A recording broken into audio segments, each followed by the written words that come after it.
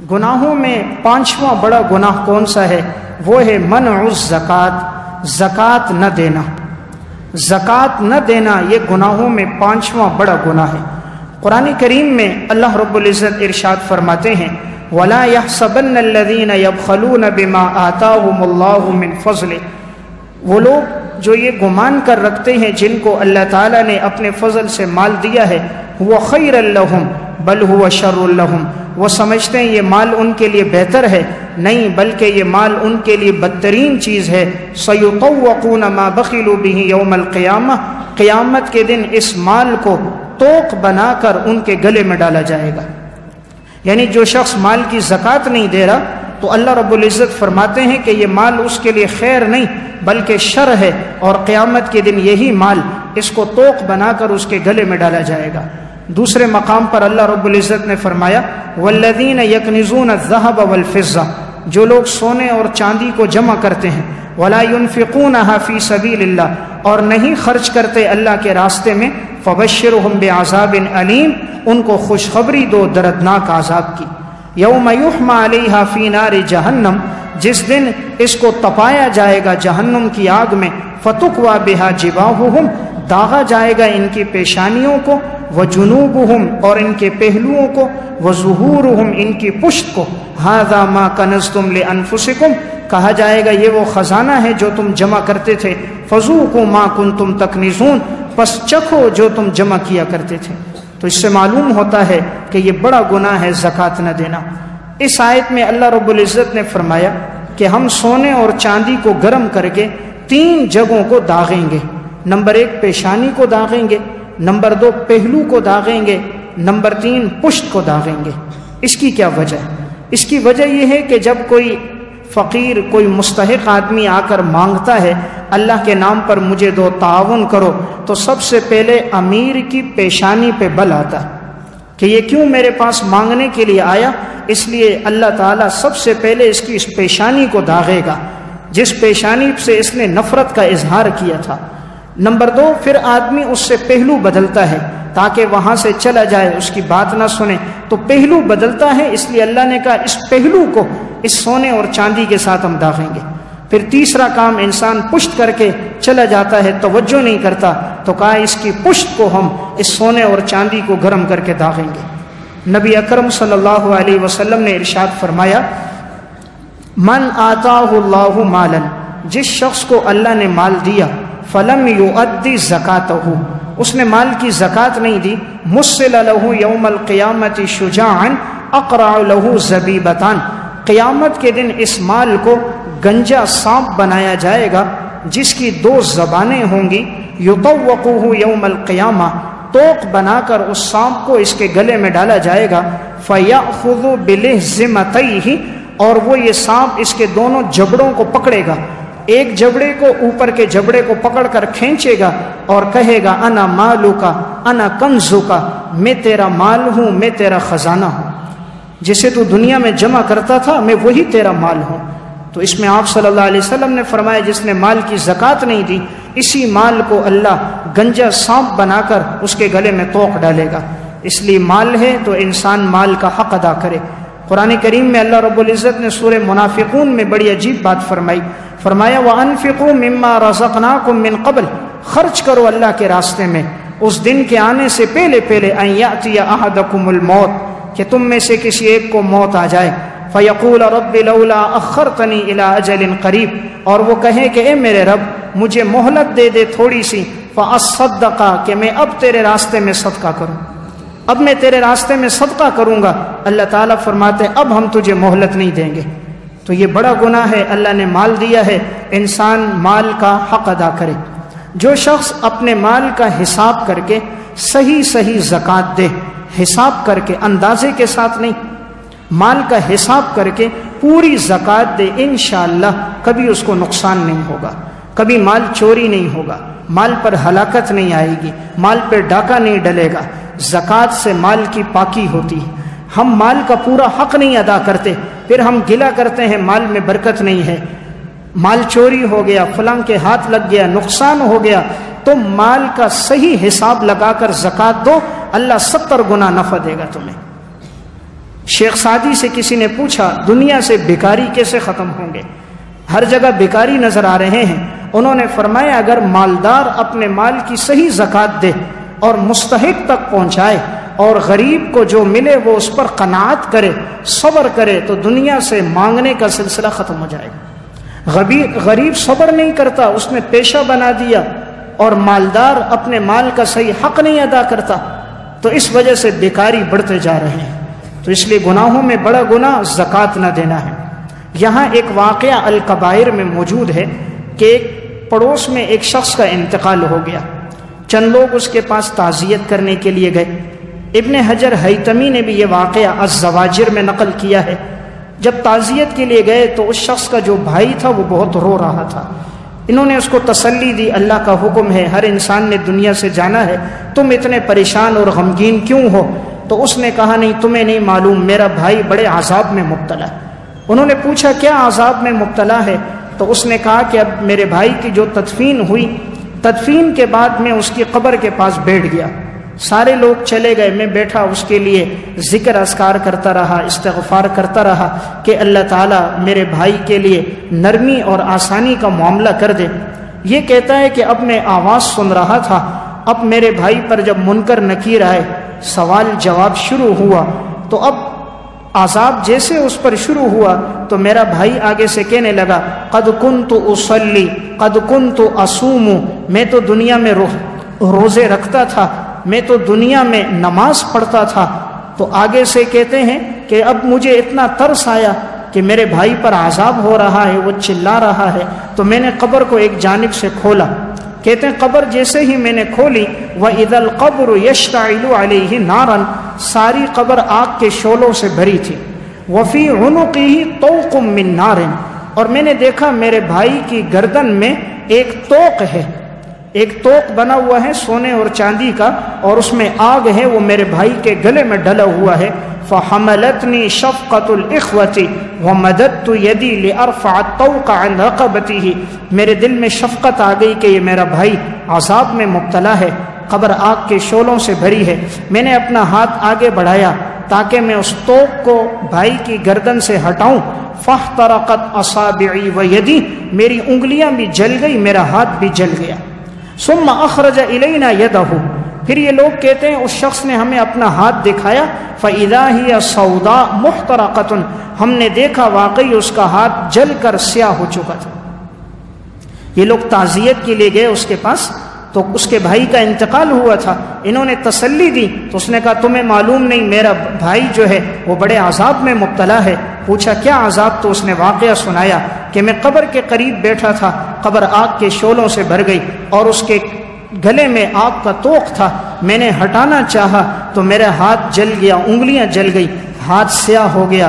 ان لوگوں نے پوچھا آخر تیرے بھائی نے کون سا گناہ کیا ہے؟ تو کہا لا یؤدی الزکاۃ من مالہ، وہ اپنے مال کی زکوٰۃ نہیں دیتا تھا، نماز پڑھتا تھا، قد کنت اصلی، روزہ رکھتا تھا، قد کنت اصوم، زکوٰۃ نہیں دیتا تھا، تو قبر آگ کے شعلوں سے بھر گئی۔ جس رب نے نماز کو فرض کیا اس رب نے زکوٰۃ کو فرض کیا، جس رب نے روزے کو فرض کیا ہے اسی رب نے زکوٰۃ کو فرض کیا ہے۔ تو اللہ کا حکم ہے کہ تو بڑی آسانی ہے، شریعت نے کہا 40% دو، یہ نہیں کہا سارا مال دو، کہا مال میں سے 40واں حصہ دو۔ اس لیے جس نے زکوٰۃ نہیں دی ہے اب تک، وہ اپنے مال کا حساب لگائے اور مال کی زکوٰۃ دے۔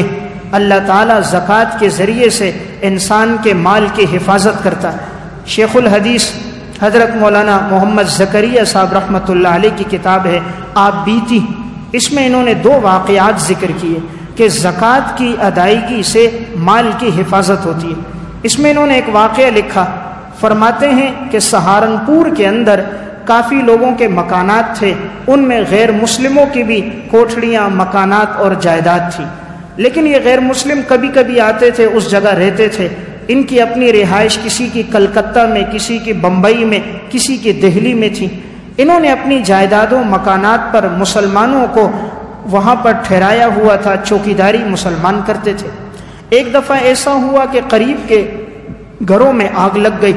جو مسلمان چوکیدار تھا اس نے دیکھا دائیں بائیں آگ لگ گئی ہے، وہ سمجھا کہ یہ آگ اگر آگے بڑھی تو ان کے مکان کو بھی آگ لگ جائے گی، ارد گرد کی جگہوں میں آگ پھیلتی جا رہی ہے۔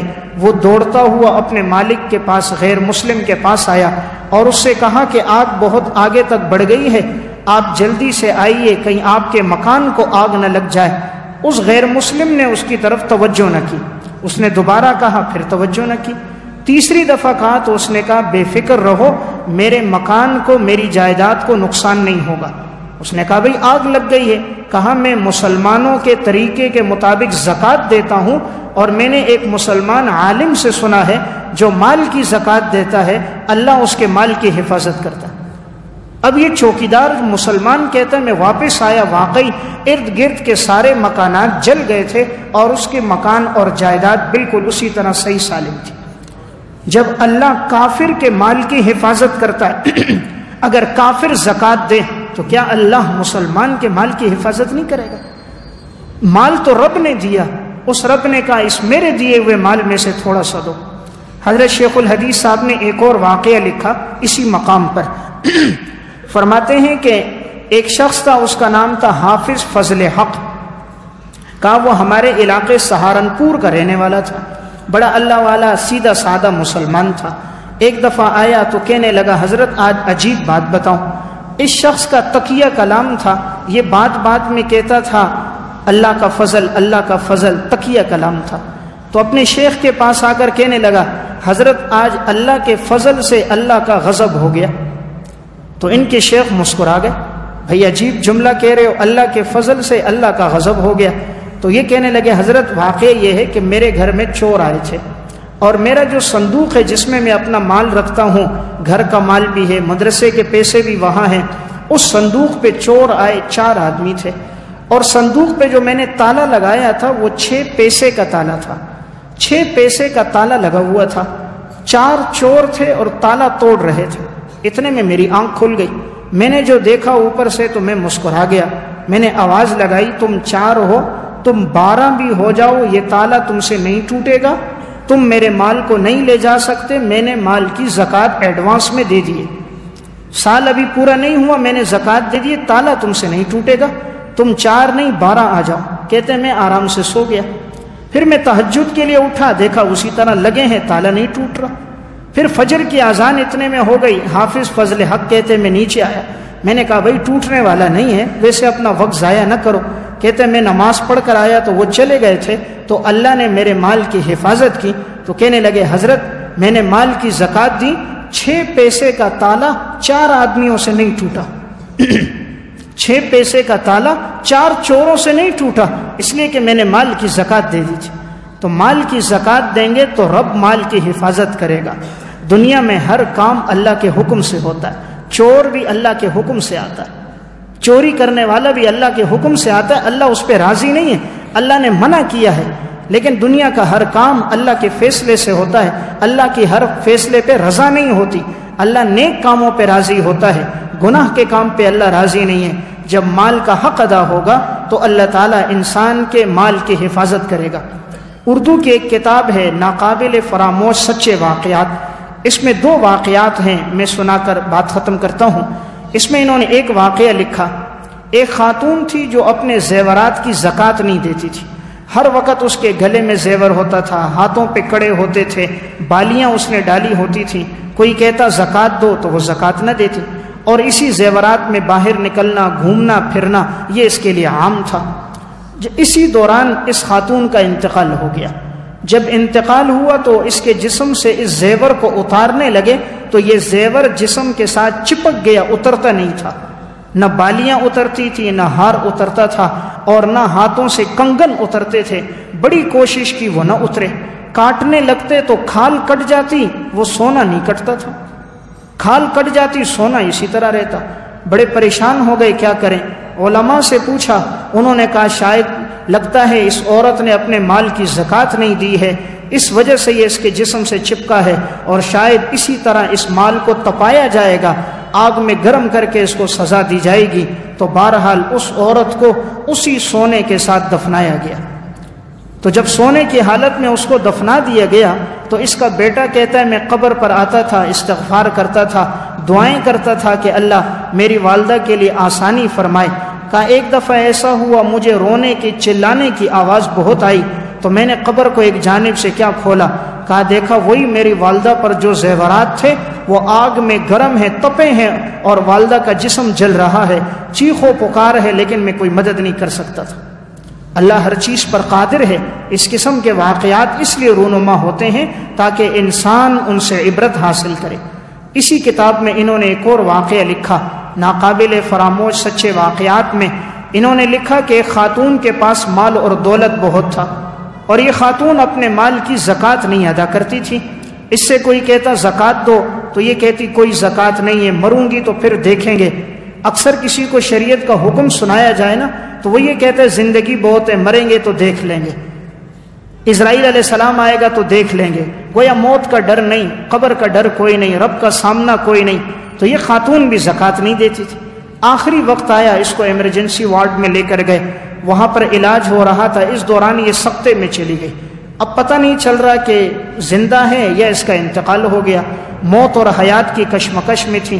بعض کہتے تھے انتقال ہو گیا، بعض کہتے تھے زندگی ہے۔ اسی دوران اچانک کیا ہوا کہ خاتون چلانے لگی، ایک دم کہنے لگی سانپ آ گیا، سانپ آ گیا، بچاؤ بچاؤ۔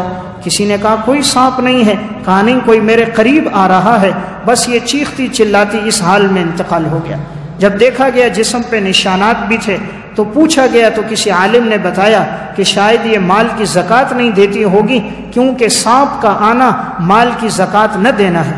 کہ حدیث میں جو آپ صلی اللہ علیہ وسلم نے فرمایا ہے کہ جو زکوٰۃ نہیں دے گا تو گنجا سانپ بنایا جائے گا اس کے مال کو، اس کے گلے میں توق ہوگا۔ تو شاید یہ جو سانپ سانپ کہہ کے پکار رہی ہے تو اس کی وجہ یہ ہوگی کہ اس نے مال کی زکوٰۃ نہیں دی ہوگی۔ تو گناہوں میں یہ 5واں بڑا گناہ ہے زکوٰۃ نہ دینا۔ اس لیے اللہ نے مال دیا ہو، انسان اس مال میں سے غریبوں، یتیموں، مسکینوں، بیواؤں پہ خرچ کرے۔ زکوٰۃ کی ادائیگی سے مال کی حفاظت ہوتی ہے، اللہ مال کو دگنا کر کے انسان کو اللہ واپس کرتا ہے۔ آئے دن مال میں برکتیں ہوتی ہیں، پریشانیاں اور غم دور ہو جاتے ہیں۔ انسان نادان نہیں دیتا، پیچھے تو ورثہ مزے کریں گے، جواب اس نے دینا ہوگا۔ ورثہ تو مال تقسیم کر دیں گے، عیاشی میں لگائیں گے، سوال اس سے ہوگا این اکتسبہ، یہ مال کہاں سے کمایا تھا، یہ مال کہاں سے کمایا تھا اور کس جگہ تو نے خرچ کیا تھا۔ یہ ہر ایک سے، ہم میں سے ہر ایک سے سوال ہوگا۔ عجیب بات ہے، آپ صلی اللہ علیہ وسلم نے فرمایا انسان کے قدم اس وقت تک نہیں ہلیں گے جب تک 5 باتوں کا جواب نہ دے۔ اس میں سے ہر چیز پر ایک ایک سوال ہے۔ زندگی کے بارے میں ایک سوال، ہم نے زندگی دی تم نے کہاں فنا کی۔ جوانی پر ایک سوال، ہم نے جوانی دی تم نے کہاں ضائع کی۔ لیکن مال کے بارے میں 2 سوال، نمبر 1 مال کہاں سے کمایا، نمبر 2 مال کہاں خرچ کیا۔ اس لیے مال کا حق ادا کیا جائے۔ زکوٰۃ کی ادائیگی نہیں ہوئی تو انسان حساب کر کے زکوٰۃ دے، نفلی صدقہ دینے سے زکوٰۃ کی ادائیگی نہیں ہوتی۔ اللہ مجھے اور آپ کو عمل کی توفیق